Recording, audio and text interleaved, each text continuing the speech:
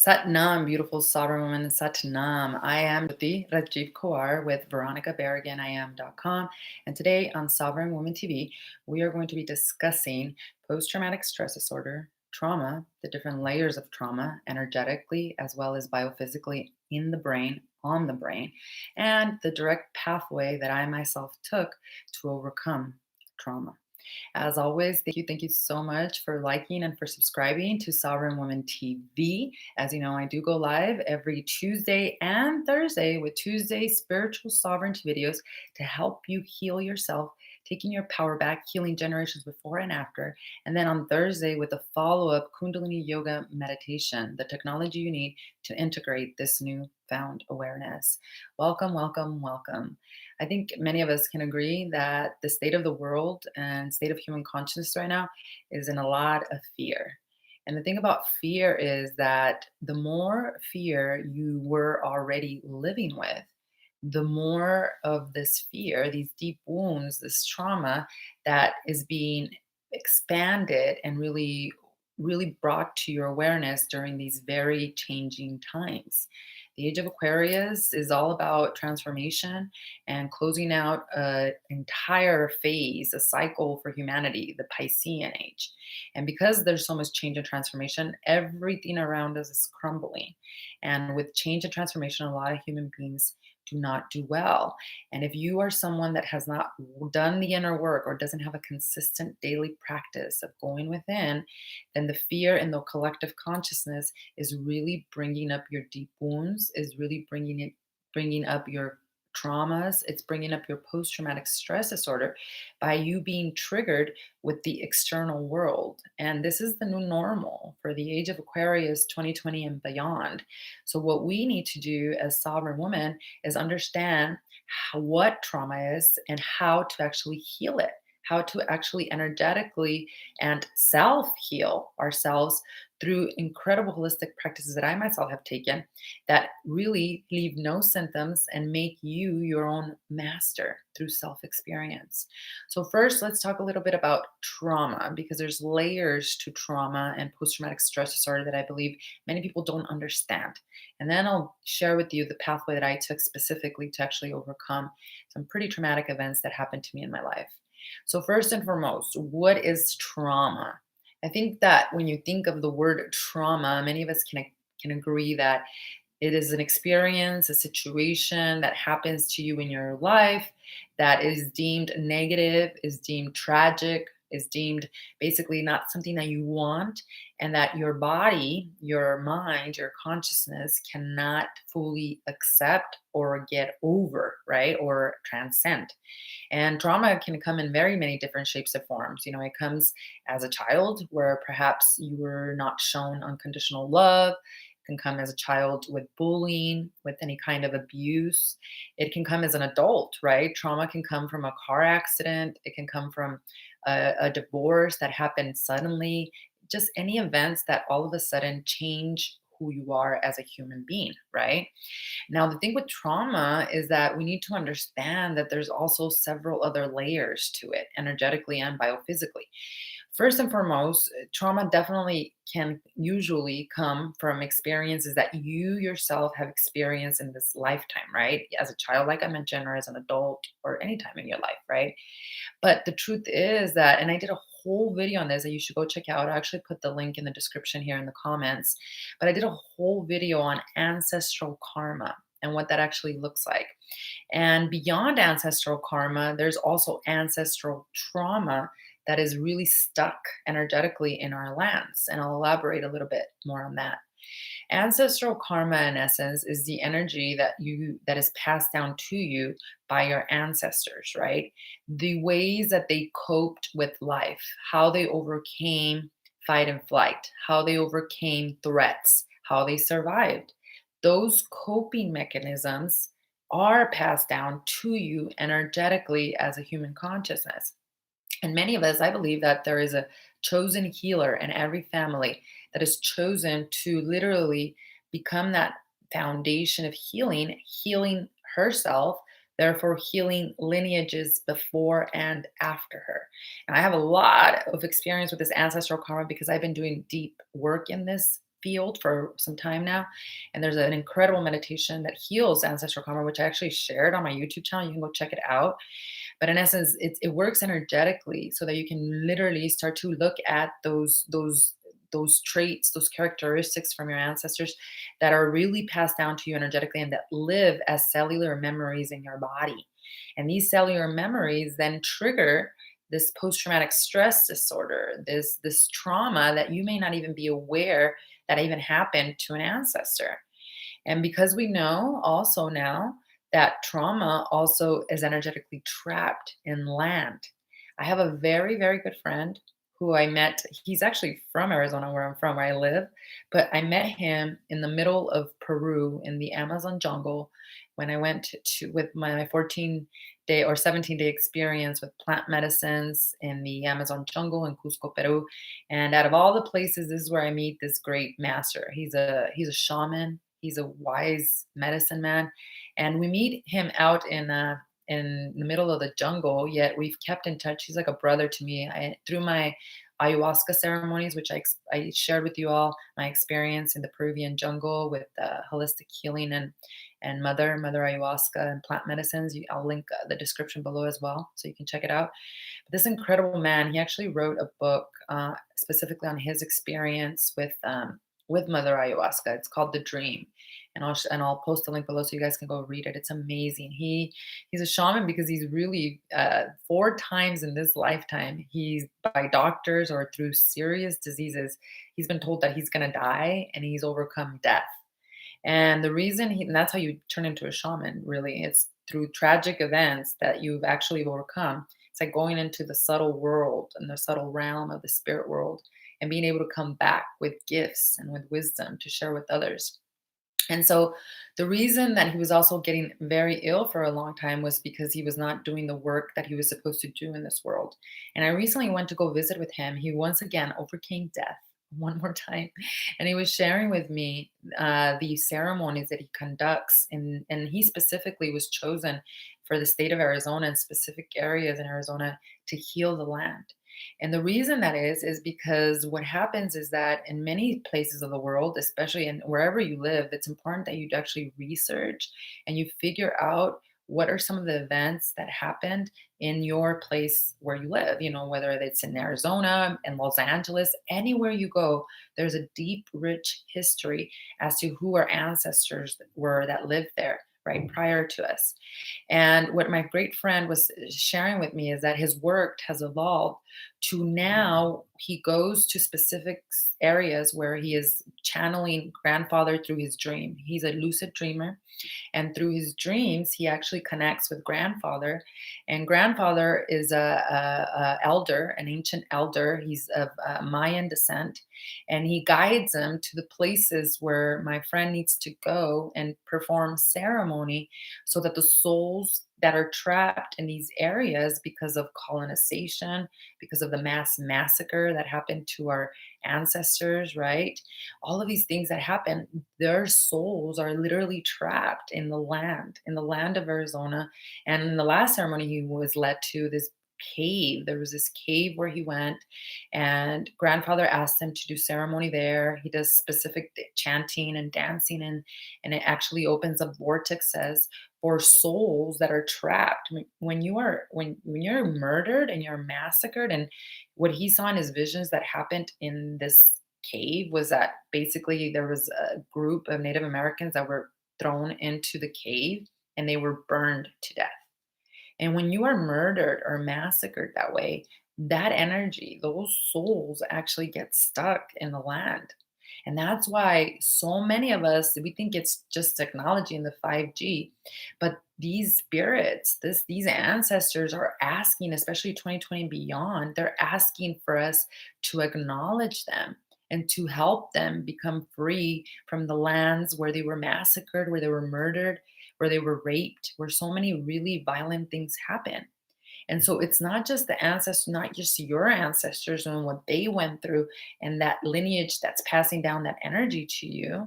It's also the environment that you live in and the places that you live in, which is why it's so important for you to have ceremony in the area in your home to be able to connect beautifully with Mother Nature, with Gaia, with Mother Earth. That's what really is happening right now. It's like Mother Earth sent us all to our rooms because she's upset at us, because she's trying to help her children that have totally disconnected and are basically living with a lot of trauma, with basically numbing themselves. That's what I used to do. I didn't want to feel what I felt. I didn't want to deal with myself. I bypassed my own spiritual work and try to fix others in order for me to not truly go within and deal with what's going on in here.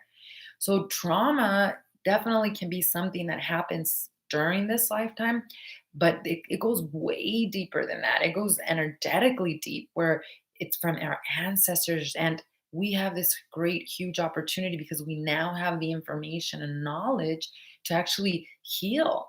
The best gift that you could ever give Mother Earth, nature, is to heal yourself.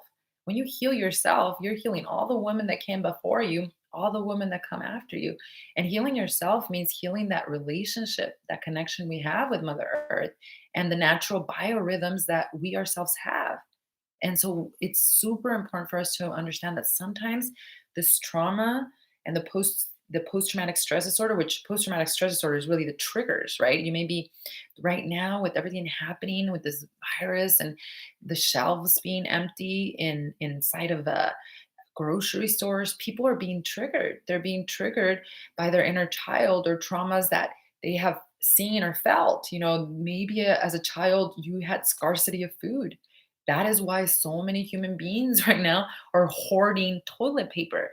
They're hoarding toilet paper because it's one of the most basic needs, really showing us that the inner child, those traumas that we haven't dealt with, or what is ruling our life. That's what's we're programmed by these traumas. So let's talk a little bit about biophysically what happens in the brain. And then we'll talk about the solution, because there's a solution. And in the age of Aquarius, it's about self healing. No longer are you giving your power to a guru, to a priest, or even to a doctor. We have so many cases where doctors were lying to people about the fact that they had cancer. Those people then believed it and went home and died. So we are not giving our power to an outside force. We're learning to energetically heal our traumas, our post traumatic stress, and we even have the knowledge and power to heal our ancestral karma and our land. So now that we have this information, we have to be disciplined in doing our inner work to actually overcome it, right? So, biophysically, what happens to the brain? I want to explain it to you because I'm also a very analytical person as well as a very spiritual person. So, I like to understand energetically what is happening inside me, because then that gives me more clarity as to how to overcome it and heal it, right? So, the brain and trauma and how it works. There's this little almond shaped little gland inside of the middle part of like your brain, tucked in way in there. And it's called the amygdala. Amygdala. I'm sorry, I never say it right. Amygdala. And so the amygdala is small and it's like an almond, and it actually controls your fight and flight responses. It controls your emotional reactions and response to what's happening, especially as it relates to when you actually see and feel a threat. And the front part of your brain, which is called the prefrontal cord, it's right, prefrontal corter, which is right at the front of the brain. That is then the awareness that then further prevents you from reacting really angry at something, especially when it relates to the fact that your amygdala is out of control. When we experience trauma, trauma is a lot of energy, meaning emotions. Emotions are energy and motion. That's what it is. So the energy and motion, as it starts to move faster with trauma, because we don't know how to control those emotions, it starts to create fogginess. It starts to create blockages in the amygdala that then also affect the prefrontal cortex of your brain. And it affects your prefrontal cortex of your brain, blocking you from being able to respond, truly become, assess, and become aware of a situation. And when trauma occurs and your emotions are all over the place and your amygdala is out of balance, it's now basically always feeling like it's in threat, and it's sending out signals to your hypothalamus, which is controlling your nervous system and your bodily functions. And then it's sending also these signals to your pituitary gland. And your pituitary gland, when it's not connected and it's not working with the hypothalamus and the amygdala, then it's releasing a lot of cortisol that then is creating havoc in your life. It's creating a lot of energy and it's creating nervousness, it's creating aggressiveness, it's creating anger. And this is especially the case when you are triggered. And that's exactly what post traumatic stress disorder is. It's basically the triggers that lead you back to reliving that trauma. And this is so important in today's day and age. And so, as you can see, bioscientifically or biophysically, I'm sorry, what is happening is the glands in your brain, the amygdala, the pituitary gland, the hypothalamus, the prefrontal cortex, all of that is not communicating the way it needs to because of the lack of oxygen, because of the lack of control of emotions, and the lack of acceptance. It's really difficult to accept something in your life that is traumatic, but it's not that difficult when you have a stable nervous system. When you have a stable nervous system, like a great sage, like a great master, Buddha, Jesus Christ, Krishna, Yogananda, the great masters, right? They were able to transcend duality. They were not attached to a body, they were not attached to a role, to a person, they were not attached to any material, anything material. And when you're not attached and you go beyond duality, you can accept things more in your life. Now, as if you don't consider yourself a sage or a master or a yogi, you can still do this by stabilizing the nervous system enough to be able to respond in the neutral mind. That's what a sovereign woman is. A sovereign woman basically is able to assess a situation and respond with sovereignty instead of out of anger, out of emotion, and out of her uncontrolled inner child and traumas that are running her life. So biophysically, if you can see what's happening to the brain, it makes sense why modern, therapy doesn't work, saying your story over and over, or even medicine, the medicines that they give you, because then what happens? You get symptoms from the medicine, and then you have bigger problems. And also, we didn't address the root cause of the pain, the root cause of your trauma, the root cause of the post traumatic stress disorder. Energetically, you can do this. And this is exactly what I did through my path in holistic healing. And of course, it started, a few years back when I went to Peru with my plant medicine healing. That's what started it all. It was like Mother Ayahuasca gave me the key, but it was still my responsibility every day to get up and open the door. And then after I went through that experience, the integration process is a lifelong journey. Mother Ayahuasca lives in me forever, and she's always directing and guiding me, especially when I call out to her to help me. But integration is key. And it wasn't until Kundalini Yoga came into my life that I actually was able to integrate everything that happened in the Amazon jungle. Through plant medicines, it is shown now when you scan brains that your hypothalamus, your pituitary gland, actually they get a reboot. They get an energy do-over. And so it does help tremendously. And there are people that have had instant, healing just from plant medicine work. Most people don't. They still need the post integration work to help the new neural pathways in the brain stay put so that your old karma, your old self doesn't come back and attack you. And that's why when I found Kundalini Yoga technology, and the first time I even tried it, I was like, this is exactly what I've been looking for. And then as I became a teacher and I started to learn what it was doing biophysically in my brain, that's when I started to figure out how to heal my traumas because I've had a lot of traumas, and as a child, basically not anything that, what I would say like sexual abuse or anything like that, but just, my mother had a lot of trauma in her life and in her family, lots of deaths. And she was somebody that did her best, definitely loved and protected me, but also was disconnected with herself and went through a lot of depression. And so a lot of that, I had to find healing, had to find ways to heal that relationship with her and forgive myself and forgive her for a lot of the things that happened. But then as an adult, I started to become addicted to alcohol to numb myself from traumas or from the things that I was perpetrating in my life because of lack of self-worth. And so a lot of things happened where even a couple of times I had near death experiences where I didn't think I was going to see the next day of life. And it wasn't until I went to the Peruvian jungle and I came back and I found Kundalini Yoga technology and I understood what was happening inside my brain. I understood what was happening spiritually. That's when I really understood what was happening with my ancestral karma that I was dealing with, serious like curses and things of that nature. And that's when I also understood healing the ancestor trauma that lives in our land. So the way Kundalini Yoga works, and this is why it's so effective, and this is how I myself healed through of these traumas, is that it's prescriptive. Meaning, a lot of people think yoga, they think it's just exercise of the body. This is exercise of the mind. It's inner work. And however you breathe, or you put your hands in the specific position, which we call mudras, or your body in a specific position, or when we're chanting, we chant a lot in Kundalini Yoga. Those are specific sound frequencies and energy that then break specific patterns, programs, traumas inside of you. And so there's specific meditations that I did in order to overcome trauma. And the reason I did these specific meditations were because there are some that specifically work on the hypothalamus and the pituitary gland, as well as the prefrontal cortex of the brain and the amygdala. There are, and the way they work is because the way you position your body, or the chanting that you're doing, they're stimulating these specific areas of the brain. We now have universities that are studying these meditations, and they're scanning the brains of Kundalini yoga meditators, and they can actually see a physical change after 40 days. So the more and more we actually study these, the more you're going to be able to see that what our ancient ancestors, or Yogi Bhajan, who brought these teachings from the east to the west as well, what we were told that these meditations do prescriptively, we can now prove it through science that this is what's happening in your body.